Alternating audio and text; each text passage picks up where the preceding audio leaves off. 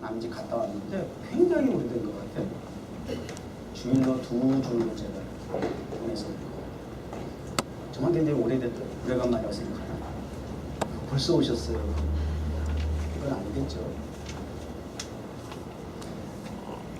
제가 이번 여행 여정을 한국 방문하고 돌아오면서 나름대로 이렇게 주제를 정했어요. 이번 한국 방문의 의미는 감사여입니다. 페이스북에다가 감사의 정글을 올렸거든요.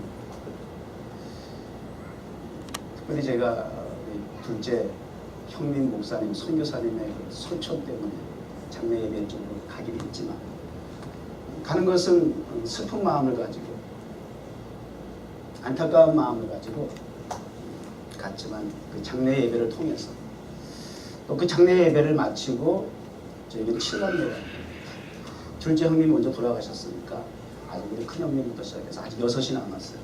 워낙 많으니까 하나가 빠져도 하나. 근데 나머지 6 형제가 그 장례 예배 모든 일정을 다 마치고 남은 한 5박 6일 동안을 거의 같이 동행을 했어요. 이번엔 저도 목사지만 다른 사적인 모임이나 그런 데 안 가고 형제들하고 함께하는 시간을 가졌습니다. 심지어는 제가 초청받아서 가게 된 충청남도 천양의 청양 있는 교회를 방문할 때에도 토요일날 방문해서 거기 목사님 꼭 토요일날 미리 와서 그리고 그 지역을 당신이 좀 이렇게 안내도 할 테니까 구경도 하시고 주일 예배를 인도해달라고 해서 우리 형제들이 또 다 같이 갔어요.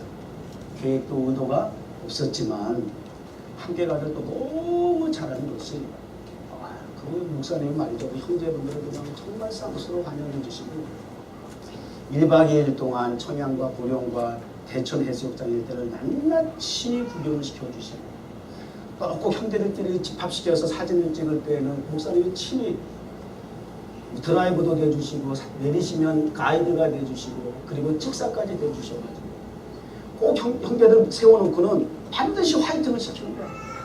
화이팅! 화이팅! 그래서 우리 모든 가족들의 사진 보면 다 손을 들고 이렇게 있어요. 그런 가운데 주일날 예배도 드리고 우리 큰누님 같은 경우는 평생에 막내 목사 설교를 처음 들었다.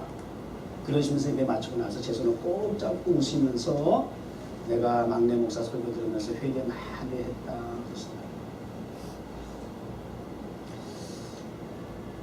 우리 형님이 둘째 형님이 소천하시면서 우리 형제들 하나로 이렇게 묶어주는 하나 되게 하는 그런 또 동기부여가 됐어요.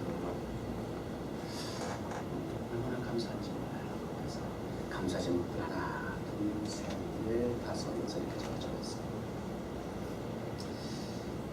우리 인생은 나그네 길이라고 하는 유행과 가상말을 적용하지 않더라도 성경도 그렇고 또 제가 한국 가고 또 이곳에 오며 또 우리 교우들이 한국 가고 오고 들락날락 하는 과정을 보면서 그렇다. 참 나그네 그린 것이 맞다. 이런 피부적으로 느낄 수 있는 그런 또 시간도 되었습니다. 계속해서 우리 10주년을 맞이해서 또 내일의 10년을 향해서 나아가는 이 즈음에 10주년을 마무리하고 새로운 10주년을 시작해야 하는 이 즈음에 해피엔딩 프로젝트라고 하는 주제를 가지고 제가 말씀드리고 기억나세요? 오늘 3번째 한국 갔다 왔으니까 끝난 것이 아니고 이어서 3번째 시간 주제를 역시 감사 여정이다 이렇게 적었습니다. 엑소더스 출애굽의 현장이죠. 애굽에서 430년 동안 노예 생활을 했어요. 시작은 그렇지 않았지만 과정 속에 결과는 노예 생활이었습니다. 430년 우리 일본에게 36년 세월도 지긋지긋한데 이름도 성도 다 바꾸고 난리 버거지를 펴서 지금까지 그 아픈 상처가 치유되지 못해서 이슈가 돼서 끊임없이 반복적으로 고통을 더하는 일들이 지금도 아직까지 있는데 430년이라고 하는 기간은 장난이 아니잖아요. 그러다 보니까 노예 근성이라는 것이 몸에 배었겠죠. 하나님께서 불쌍히 여기시고 긍휼히 여기사 노역 중에 그들이 신음하는 소리까지 하나님은 접수하십니다. 그들을 기억하시고 하나님의 약속의 백성인 거로 하나님의 때가 되니 하나님께서 그를 자유함, 해방시키기로 작정하셨습니다. 그래서 인생의 실패자라고 할 수 있는 노령에 있는 또 다른 새로운 기회가 주어질 것 같지 않은 절망 가운데, 실패자 가운데, 전형적인 불안정 가운데 있는 사람 한 사람 모세를 통해서 이스라엘 백성들을 엑소더스 출애굽하게 하는 대단원의 막을 여십니다.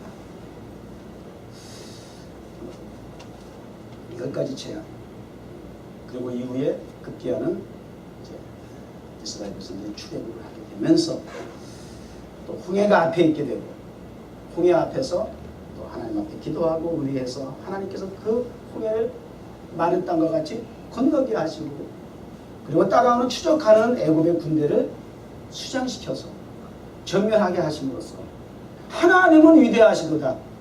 하나님은 전능하시도다. 하나님은 내 편이시도다.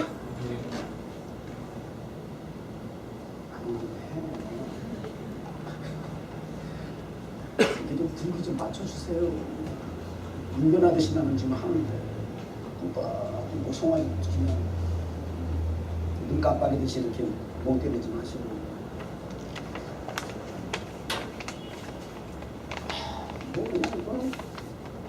그래서 15장 모세와 이스라엘 백성과 미디안의 하나님을 향한 찬양이 노래가 감사의 마음을 담아서 전달된 거예요. 그래서 11절에 보니까 반복되는 단어가 굉장히 여러 번 눈에 띄죠.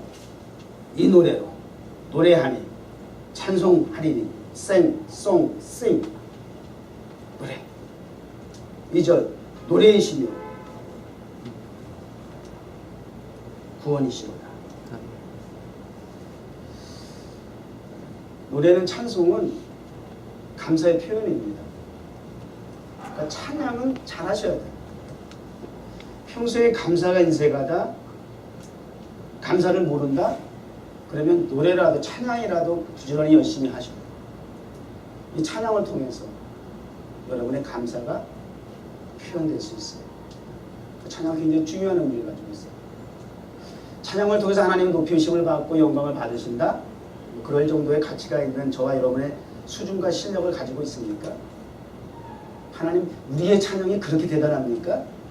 우리의 찬양으로 인하여서 기쁨을 이기지 못하시고 소위 영광을 받으신다고요? 그 정도 수준의 찬양이 되십니까? 기준이 뭐예요? 사람들은 실력으로 평가할 수 있죠. 물론 실력 무시하지 않아요. 더 중요한 건 하나님은 항상 우리에게 요구하시는 것, 우리에게 관심을 가지고 바라보시는 것은 마음이고 진심이고 중심입니다.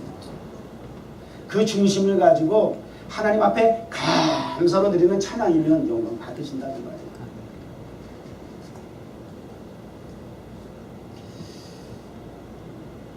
이스라엘 백성들에게 있어서의 그 출애굽을 해서 이제 약속의 땅 가나안을 향해 나가는 과정 속에 먼저 거쳐야 하는 코스가 있잖아요.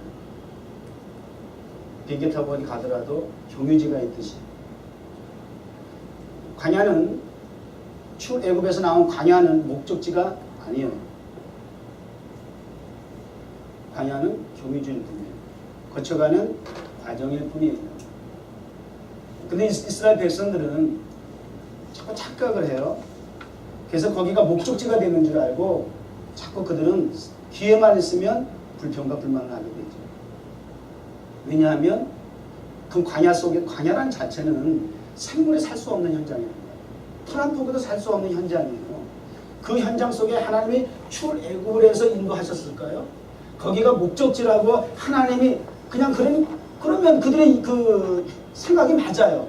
차라리 우리가 노예를 할지라도, 노예 생활을 할지라도 애굽에서 먹는 건 풍족하다고 말해요. 그 말이 설득력이 있어요. 근데 그 사람, 그분, 이스라엘 백성들이 그 말에 설득력이 없는 것은 하나님의 의도와 계획을 모르기 때문이에요. 그 광야는 목적지가 아닌데 자꾸 목적지라고 생각하는 거예요. 왜 이리 인도했냐는 거죠. 생명이 살아갈 수 없는 현장이라고 말이에요. 그만큼 열악한 환경이라고 말이죠. 근데 하나님이 인도하셨어요. 그곳에서 부족함을 느끼게 되니까 사람은 갈증을 느끼게 돼요. 갈증을 통해서 갈등이 유발이 돼요. 갈등을 가지게 되면 두 가지로 나타나게 되어 있어요. 감사냐, 불평불만이냐. 선택을 해야 해요. 근데 우리 인간들은 감사는 그럴 때 하기 어렵죠. 보통 수준이 아니거든요. 이스라엘 백성 전형적인 세속한 사람들과 같은 모습으로 불평불만을 하게 됩니다. 하나님의 의도는 광야는 목적지가 아니고 과정이고 경유지인데 그것을 통해서 그들의 노예 근성을 버리기로 하십니다. 즉 훈련 코스, 양성하고 교육을 위한 필요한 과정이었다라고 하는 것이죠.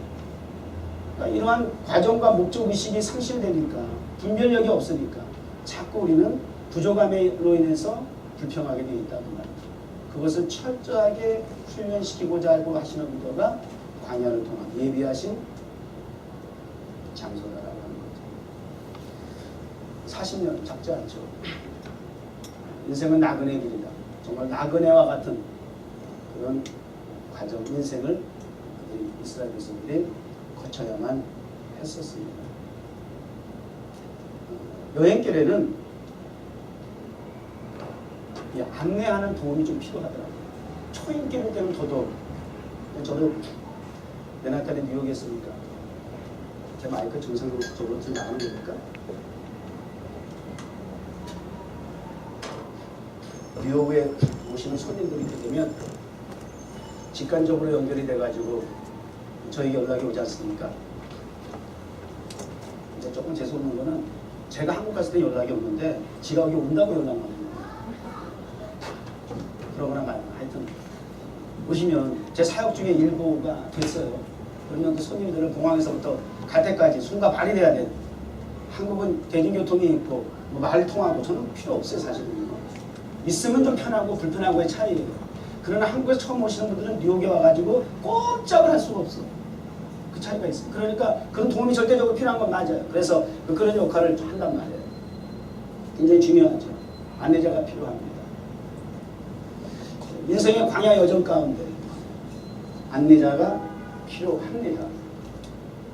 안내자의 도움을 받아야 합니다.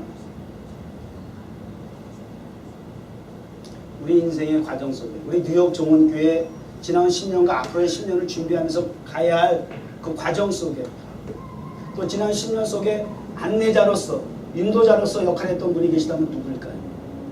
저와 여러분은 우리 교회를 인도하신 안내자 역할을 하셨던 분이 있다면 누구라고 우리는 고백할 수 있을까? 단연코 주님이시라고 고백할 수 있습니다.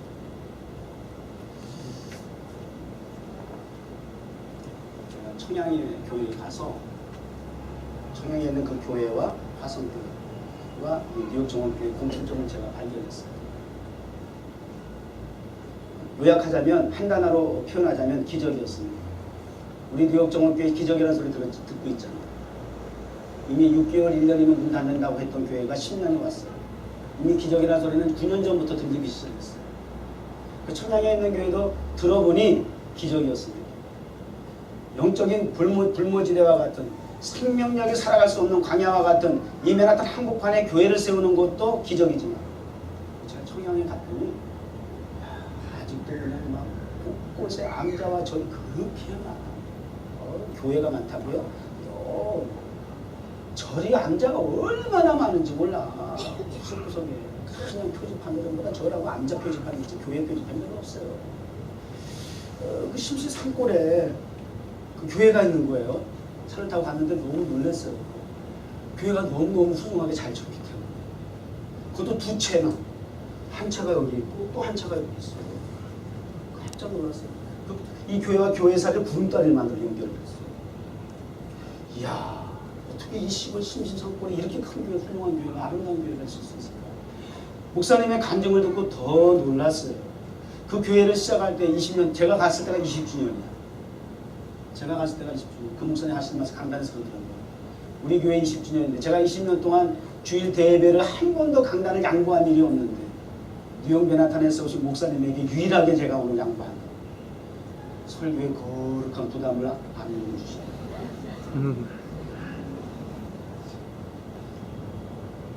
20년 전에 교회를 세우실 때, 개척하실 때 서울에서 내려오셔서 어디서부터 시작했느냐? 그 앞에 보면 역사의 현장이더라고요. 돼지 우리간이 있어. 돼지 우리간에서부터 시작했어요. 돼지 우리간에서부터 교회를 시작해서 10년째 교회를 봉헌, 성전을 봉헌하고 20년 때 또 다른 새로운 성전을 얼마 전에 봉헌하신 거예요. 기적이죠. 공통점이 있었어요. 하나님의 부르심과 이끄심, 그 자리에서 하나님 보시기에 좋았더라의 모습으로 헌신하고 충성하니 하나님이 우리를 통해서 사람들로 하여금 기적이라 말하게 하시다. 기적은 우리의 수준을 할 수 있는 거 아시죠? 하나님이 다 하시고 우리 좀 하나님이 다 하셔서 이렇게 10주년 11월까지 매일 그러고 하자. 똑같아요. 그 다른 목사님이나 저의 간증은 똑같아요. 기적이었습니다. 그 기적의 주체는, 주도하신 분은, 인도하신 분은, 그 목회를 안내하신 분은 시작은 미약하였지만 그럼에도 불구하고 하나님의 교회가 든든히 서갈 수 있었던 인도의 역할을 감당하셨던 것은 주님이십니다. 하나님이 다 하셨습니다. 지어야 되는 철저한 부분입니다. 우리 뉴욕 종업교회 주님 오시는 그날까지 하나님께서 인도하시기를 바랍니다. 오늘 그런 찬송이니까 마지막 찬송입니다. 하나님은 너를 인도하시는 분, 광야에서도 폭풍 중에도 하나님은 너를 인도하시는 분, 푸른 초장으로 인도하신답니다. 하나님의 특징은 하나님을 설명하라고 한다면, 하나님의 속성을 말하라고 한다면 인도자.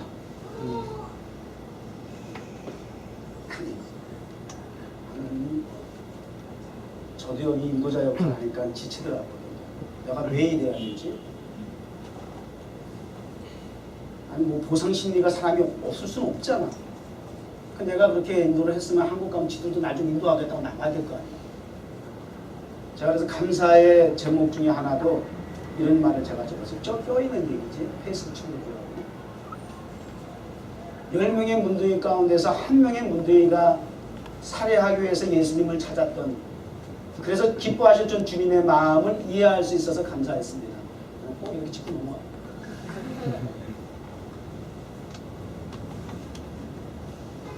아니 하나님이, 아니 뭐가 아쉬워서 저와 여러분을 그것도 끝까지 인도하신다는 거예요. 저는 이제 좀 가려가면서 하려고 해요. 근데 하나님은 그런 대우와 보상 심리와 상관없이 끝까지 인도하신다는 거예요. 어디로? 푸른 초장. 푸른 초장하면 생각나는 성경이 어디 있어요? 시편 23편. 시편 23편은 광야 같은 여정길에서 살아가는 우리 인생들에게 지표와 같은, 좌표와 같은, 안내판과 표지판과 같은, 내비게이션과 같은 역할을 하는 부분입니다. 광야에서 나그네 길을 가는 우리 인생들에게는 황금줄과 같은 결정적인 말씀이 아닐 수 없어요. 여호와는 나의 목자신. 우린 양이잖아. 목자시잖아. 목자는 인도자잖아. 내게 부족함이 없으리로다. 부족하다라고 하는 것의 기준이 무엇인지 아래에 있는 말씀을 통해서 우리에게 가르쳐주고 있어요. 그 부족의 기준이 잘못되면 불평불만이 되는 거예요. 그러나 부족의 그 기준을 우리가 정확하게 이해하면 감사, 만족으로 바뀌는 거예요. 그걸 시편 23편에서 우리가 인도자 되신 예수 그리스도를 따라가게 될 때에 얻는 수확입니다. 축복이라고 하는 것을 가르쳐주고 있어요. 부족함이 없으리로다.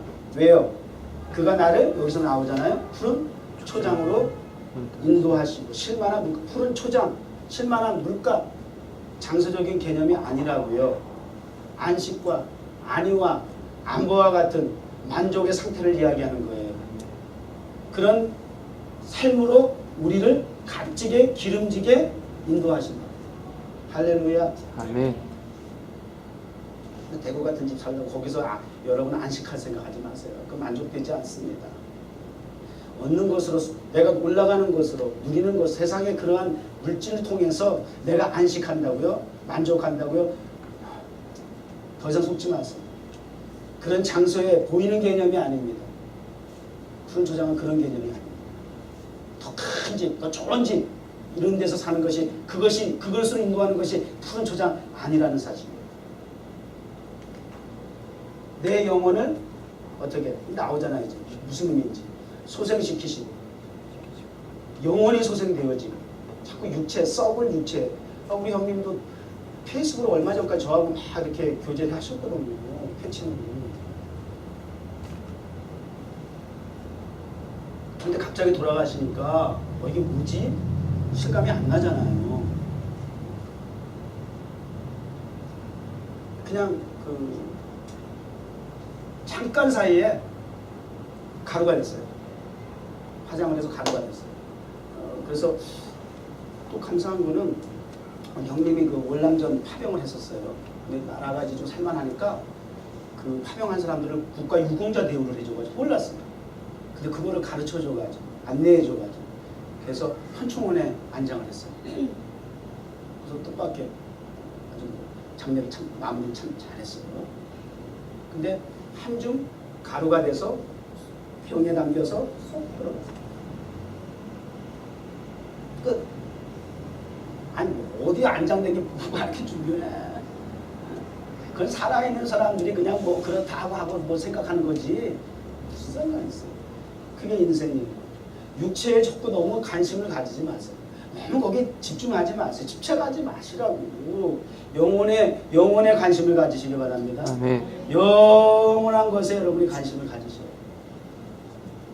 그 영혼을 소생시켜 주십니다. 따라서 자기 이름을 위하여 의의 길로 인도하시는 거다. 철저하게 하나님 당신의 이름을 위하여 하나님 영광을 위하여 나를 창조하시고 조성하시고 불러주시고 구원하신 출애굽하게 하신 죄에서 사망에서 건져주신 하나님의 영광을 의인을 위하여 이 전제를 놓치면 안 돼요. 내가 왜 그렇게 살아야 되는데 하나님 왜 그렇게 우리를 인도해 주셔야 되는데요. 왜 자꾸 목적을 잊어버리세요? 왜 착각을 하세요? 조금만 잘 되면 의의 길로 푸른 초장으로 인도하면 깝죽된단 말이야. 자기가 잘나서 된 줄 알고 말이죠. 하나님의 은혜를 저버리고 말이죠. 사람 앞에서 잘난 척하고 건방 떨고 말이죠. 하나님의 이름을 위하여 기억하세요. 자꾸 우리 인간적인 결론적인 부분만 가지고 복이라고 하는 개념에서 누리려고만 하지 마시고 왜 그래야 하느냐? 왜라는 단어를 자꾸 그 주제를 자꾸 붙이셔야 해요. 왜 그래야만 하는데? 내가 왜 성공해야 하는데? 내가 왜 이런 기도 제목의 응답을 받아야 하는데요? 왜 목사가 그 제목이 응답되라고 기도해 줘야 합니까? 하나님의 의를 위해서, 하나님의 이름을 위해서, 영광을 위해서. 그래서 우리를 의의 길로 인도하시는 겁니다. 따라서 이런 결론이 나오는 거예요. 내가 사망의 음침한 길로 다닐지라 푸른 초장과 반대되는 개념이죠. 인도자를 설명하려니까 좀 기네요. 시편 23편을 이렇게 정확하게 묘사하고 구체적으로 가르치기 쉽지 않아요. 확 들어오잖아요. 이런 불안정한 상황 속에서 늘 불평, 불만할 수밖에 없는, 늘 부족으로 말미암아 갈등과 갈증을 유발할 수밖에 없는 혼돈과 혼란 가운데 있는 이 불편한 상황 속에서, 불행한 상황 속에서 때로는 내가 그건 나의 생각이죠. 다닐지라도 절대 그럼에도 불구하고 나는 하늘 두려워할 이유가 없어. 와닿는 거예요 지금? 네. 어려운가? 절대 해를 두려워 필요하지 않아요. 왜요?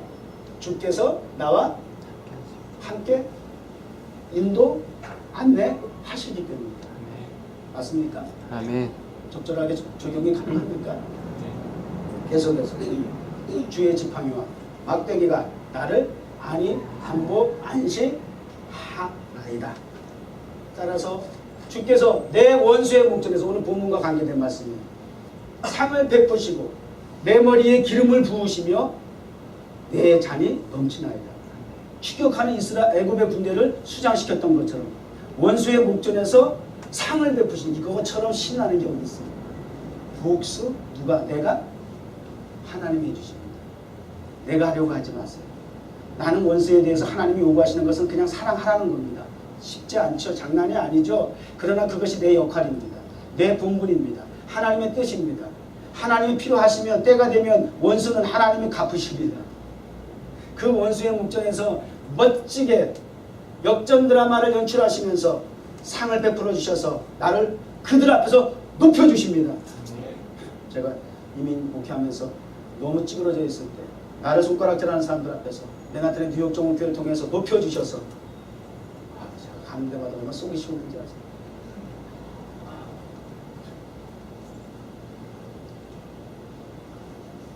저보고 실패자라고 죽을 거라고 순도사로 나가고 날 내쫓으라고 당신 뉴욕의 사명이 아니라고. 욥의 고난을 받을 때 위로한답시고 찾아와서 친구들이 평가하고 판단하잖아요. 요게 톱입니다. 위로하는 척하면서 이게 하나님의 뜻인 것처럼 하면서 아주 거룩한 말을 섞어가면서 위로한답시고 이렇게 자꾸 판단하는데 정말 톱입니다.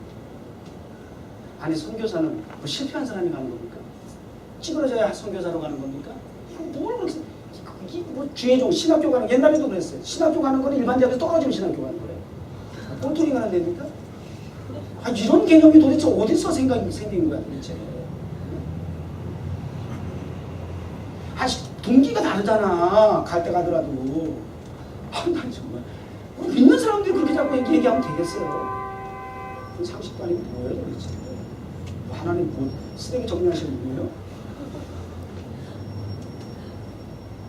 맞지 너 밖이야.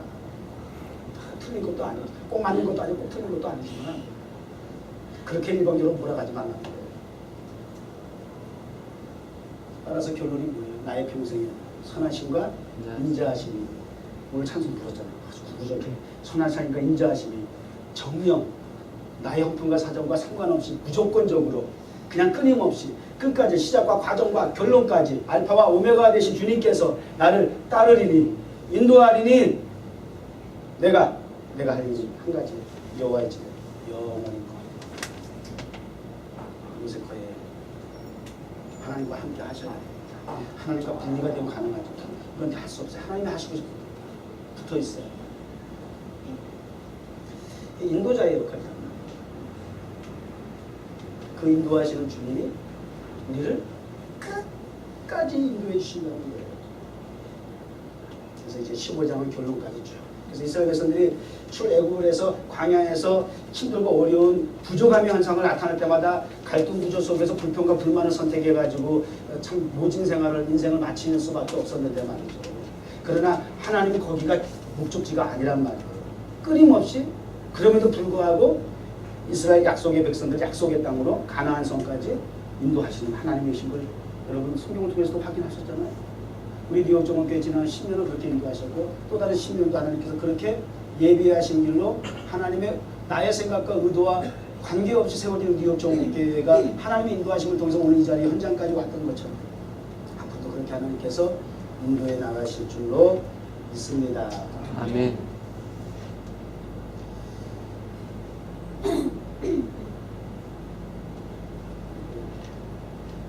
목사님이 그 교회가 우리 교회하고 좀 반대야. 우리 교회는 80% 90%가 청년들이잖아요. 80% 90%라고 얘기할 만큼 숫자는 많지 않고 남이 그렇게 들으면 뭐 몇백 명 모이는 줄 알겠어. 10명이 뭐해도 퍼센테이지 나오잖아. 근데 그 교회는 새로 시즌 성장 한 300명도 꽉 찼어요. 11시에 꽉 찼어요. 근데 80% 90%가 60대 이상이야. 그리고 앞줄 두 자리는 아무나 못 앉아. 10대 청소년들만 앉혀놨어. 10대 청소년. 그래서 그 10대 어린아이들이 거기 쫙 앉았어. 20, 30명이라서. 애들이 여기 웬일이냐. 그 다음 중간은 없어. 그리고 60대 이상이야. 특이하지? 그래서 제가 그랬어요. 참 굉장히 공통점이 많네요. 우리 뉴욕종합교회는 80% 이상이 20대인데 최고 고령이 30대 초반인데 여기는 뭐 60대 이상이고 그다음 10대는 여기 왜 청소년들은 여기 왜 앉았는가 했더니 목사님이 철저하게 우리 청소년들 다음 세대로 준비하기 위해서 다 시골이 결손가정 자녀들이에요. 도시에만 그 결손가정이 있는 게 아니라 시골에서도 자녀 키우기 힘들고 또 그다음에 부부간에 그다음에 시골에 다 안 살기 위해서 다 서로 다 떠난다네. 그리고 버리고 간 아이들이 이렇게 많아.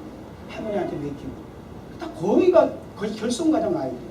그 아이들을 우리 목사님 거두시는 거예요. 여행도 보내주시고 그날도 보니까 막 애들이 그 차 가지고 막 도착했는데 애들이 열대 명이 빙그루 둘러서 있어. 목사님 옆에 애 하나 안고 애들이 웬일인가 했더니 목사님 오늘 짜장면 사준다고 다녀왔다.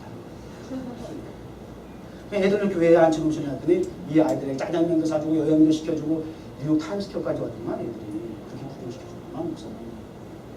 그 대신 너희들한테 요구하는 건 목사님 한 가지라는 거예요. 말씀, 예배 시간 이 말씀에 목숨을 거는 거예요. 그래서 주일날 목사님 강단에서 전하는 말씀을 다 적어야 돼. 주중에 리포트해야 돼 목사님. 그 주에 있는 말씀에 대해서 줄거리를 적고 깨달음 그런 걸 다 적어야 돼. 그래서 보고를 해야 돼. 부끄럽죠? 부끄럽게 시켰어. 참 하나님 모습이 아름다운. 제가 굉장히 오히려 신선한 도전을 많이 받았어요. 연세 많으신 분들의 제가 장례식도 치르고 왔습니다. 연세 많으신 분들 교회 특징은 참 장례 일정이 많다는 거예요. 우리 교회는 성도가 목사를 장례식을 하면 되는 거예요. 내가 할 일은 별로 없을 것 같아요. 물론 순서가 없지만 근데 행복했어요. 그런 의미에서 장례식 하는 거 쉽지 않더라고요. 아직도 장례인가 병원에서 이틀씩 막 밤을 새워서 있는데 아주 쉽지 않더라고요. 어쨌든 저든 여러분이 하나님 부르시는 그날까지 우리 뉴욕 정원교회가 세워지고 하나님께서 이 땅에 심판하시기 위해서 오시는 그날까지 잘했다 칭찬받을 수 있고 우리 뉴욕 정원교회 영원한 표인 것처럼 하나님 보시기에 심히 좋았더라의 교회의 모습 이러고 증언한 일이 감사 여정이 있습니다. 많은 것을 보고 배우는 그리고 도전을 받는 감사한 일정이었습니다. 감사는 추석이죠? 이제 한국에 추석 때 형제들이 이제 모여요. 부모님한테 모인다고요. 그런 명절을 잘 지내고 막 화기애애하게 하다가 돌아가야 되잖아요. 근데 싸우고 깨지고 돌아가는 것들이 많아요. 싸우고 깨지고 모였다가 서로 의견이 분분해가지고 가령 예를 들면 뭐 할아버지가 남았다, 할아버지가 남았다, 부모님이 계신데 아직 연로하시다. 그러면 그 부모님을 어떻게 모실 것인가? 그것이 자녀들의 주제일 수밖에 없죠. 자연적으로. 돌아가신 우리 형님 목사님도 돌아가신 분보다도 남아 계신 우리 형수님이 좀 안쓰러워요. 왜냐하면 몇 년 전에 혈압으로 쓰러져가지고 휠체어에 앉아 계셔. 그걸 형님이 남편이 끄두가 다 가겠어요. 수발을 다 들었어요. 그럼 이제 남편이 할 수 있는 일이지 사실 이게 자식이 할 수 있기는 쉽지 않은 일이에요. 손발이 된다는 거죠. 그럼 그 자식들에게 있어서 굉장히 그 조카들에게 참 안쓰러운 마음을 가지고 있었는데 그런 부분에 대해서 자식들이 의견을 나눌 수 있어요.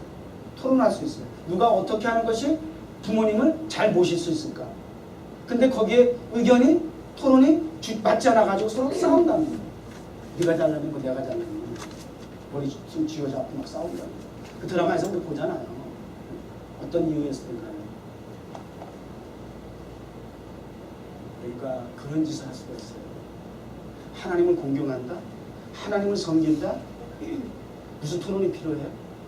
성수주의를 해야 한다, 11조를 해야 한다, 무슨 봉사를 해야 된다, 무슨 직분을 감당해야 된다, 무슨 토론을 해요? 나 시드니에 처음 가가지고 대학생들 그 성경 공부 인도할 때 애들의 설교는 30분만 하면 족하대. 나머지 2시간은 지들이 토론하고 잡아줬어요. 거기에 재미를 붙였어. 이것이 좋다, 저것이 좋다. 아주 열불을 내면서 토론을 하는데 시간 가는 줄 몰라 그만해라. 그래도 조금만 더 하는데 설교는 지겹다고 하는 새끼들이 그렇게 하더라고. 아주 그냥 녹이 나가 진짜. 다 때려치라 그랬어. 다 때려치라 그랬어. 이게 도대체 뭐 하는 짓이냐고 말이야. 웃기잖아요. 하나님을 섬기는데 이것이 좋다 저것이 좋다 이건 행운이다 이건 안 떠들지 마. 하나님을 섬기고 공경하는 것은 토론의 주제가 아니야. 너와 내 생각을 가지고 얘기하고 판단하는 정도의 수준이 아니에요. 기록된 말씀대로 순종하면 되는 것이고 감동이 안 오면 안 하지 마. 그리고 만약 예를 들어서 부모가 자식들이 서로 그 부모님 모신다고 서로 의견 다툼하고 그래봐. 그 부모 그거 얼마나 괴롭겠어. 됐다 그냥 너희는 그냥 알아서 그냥 살아라 이러고 싶지 않겠어요? 하나님이 우리에게 원하는 것은 감사예요. 마음의 중심과 진심을 가지고 감사와 사랑을 가지고 섬기면 하라 하지 말라의 문제가 아니라 얘기할 거 없잖아요. 나의 지출이 수입의 지출을 어디다 가장 많이 쓰느냐를 한번 살펴보세요. 거기가 관심사예요. 맞죠? 내 재능이 소유가 물질이 시간이 어디에 가장 많이 지금 내가 투자가 되고 있느냐 그게 내 관심사라니까.